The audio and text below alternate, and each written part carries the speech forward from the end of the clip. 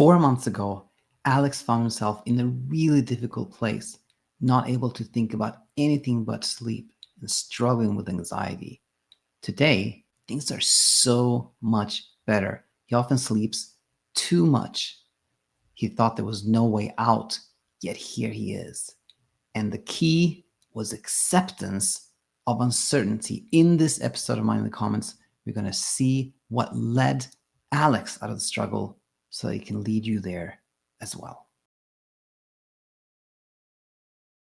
Hi, I'm Daniel. I'm a sleep physician turned sleep coach and online educator, and this is Minding the Comments, a series of episodes where we look at the gold in the comment section of this channel, see what we can learn that can help all of us in the community. And oftentimes I pick a comment that has a question that we can answer together, but sometimes I choose a comment where there's insight and inspiration, and this is one of those from Alex. I don't know if Alex is he, she, they, them. I just thought statistically he is probably the most likely, so I'm going to go with he. But Alex, if you hear this, please correct me if I got that wrong. But I saw this comment a little while back, and just a few days ago, and there's sort of a little backstory behind the comment, if you will. Alex had actually asked how to meet the situation where you cannot convince yourself that things are going to be fine. And so I made a video that answered this. And then, and this was 4 months ago. And then just 3 days ago, I saw a comment from Alex that was really wonderful that I want to share with you. Let's look at it. Alex says, "Thank you so much for this response. This means the world to me. When I wrote this, I was at a horrific low. I saw no way out. It was affecting every aspect of my life and relationships and job.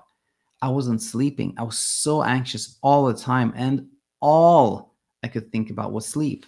I even became so sensitive to insomnia content. My anxiety surrounding it was so easily triggered that I removed all insomnia content from my phone, which is avoidance, and only worsens the fear I learned, but hindsight. Hence why I am just now seeing this video and responding to it. I had never had insomnia like this before. However, I did have some previous OCD tendencies. I came to realize, much with your help and videos and other online resources, that sleep was not my issue, rather fear of not sleeping. For those who struggle with OCD, you know that fear is often the root of all of those, or a lot of those obsessions. The way that I get out of my insomnia was the way that I get out of my other obsessions, by acceptance, like you said. Honestly, I had to get to the point where I accepted the uncertainty and accepted the uncontrollable outcomes, such as developing a health condition. It wasn't easy. And 4 months out, I still get that hint of anxiety and struggle with sleep every now and then.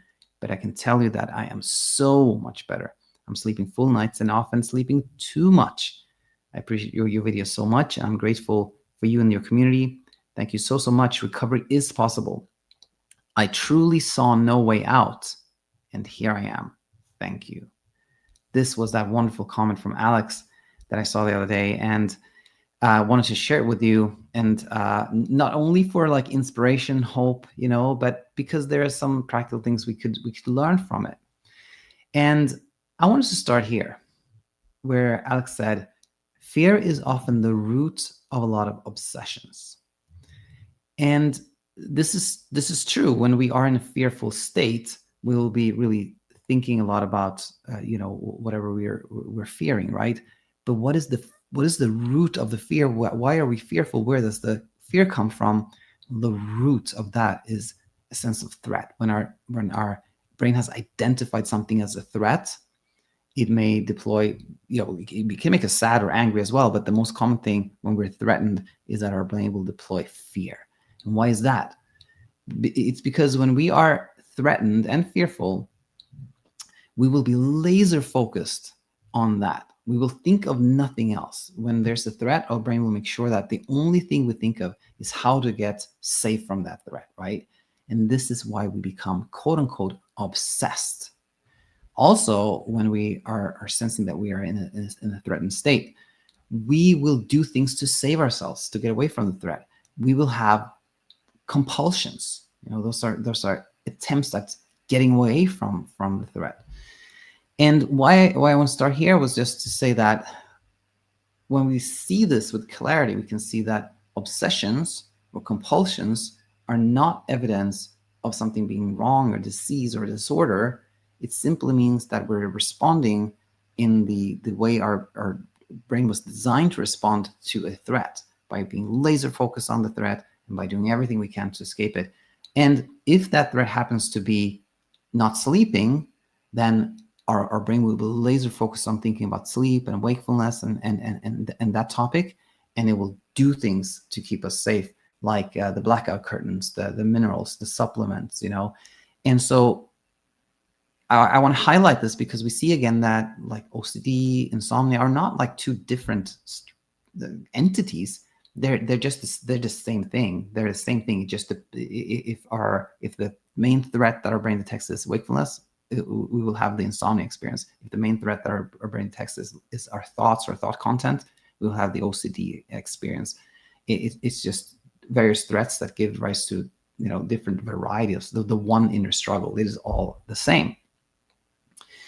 Now, clarifying kind of what's happening is always really helpful, but the question then remains: okay, what do we do? How do we leave the struggle? And the sentence that I picked out that I think is so powerful and helpful is: I had to get to the point where I accepted the uncertainty. And Alex even goes on to talk about how he accepted the uncontrollable health outcomes. In other words, he accepted the fact that he couldn't predict or prevent or manage whatever happens in the future. Like, he couldn't make sure that this wasn't going to lead to this outcome or this outcome. But accepting uncertainty, accepting the fact that there are many things that we simply do not know in the future, that was really, really helpful to Alex. And I think it is for all of us, because in some shape or form is this uncertainty that we really that really becomes a threat in these situations. We think that I have to have clarity, I have to know, I have to be able to manage, I have to have certainty, I have to be able to predict what's going to happen, but that's not possible for any of us.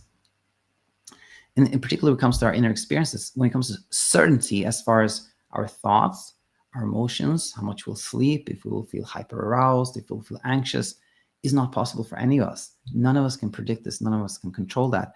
So certainty as far as inner experiences goes, that is not really possible. That's not part of the human experience. But it is possible to accept the fact that there is uncertainty when it comes to every aspect of our life. And this is where Alex arrived.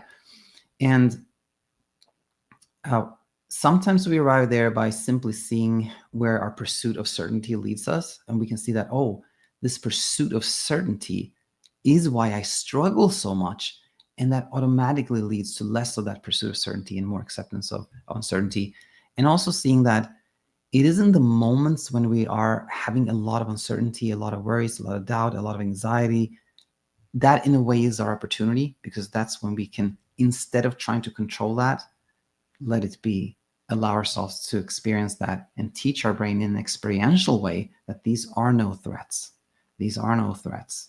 We can let them be.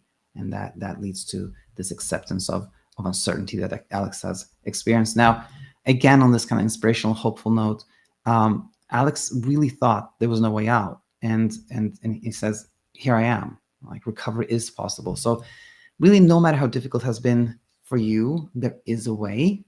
And that way, which is the way Alex found, is the one that leads all of us to more peaceful sleep and peace of mind. I hope this made a lot of sense to you and brought you a lot of hope and inspiration. And we'll conclude there, but I hope to see you soon in the next one. Hi, it's me, Daniel, and I hope you took a ton of value from the video that you just watched. Now, I know that insomnia can be incredibly difficult to navigate, especially if you're a high achiever, a type A person who normally knows exactly how to get things done. This is why I've put together a free course called The Festival of Understanding, which I think is a perfect starting place for you to leave Insomnia Land. It not only has instruction from me, but it is a live event. So it has questions from the community as well, both which you can learn so much from. If you'd like to join, just head over to our website, thesleepcoachschool.com, and click the link at the very tippy top. And if you join, we'll meet again in the Festival of Understanding.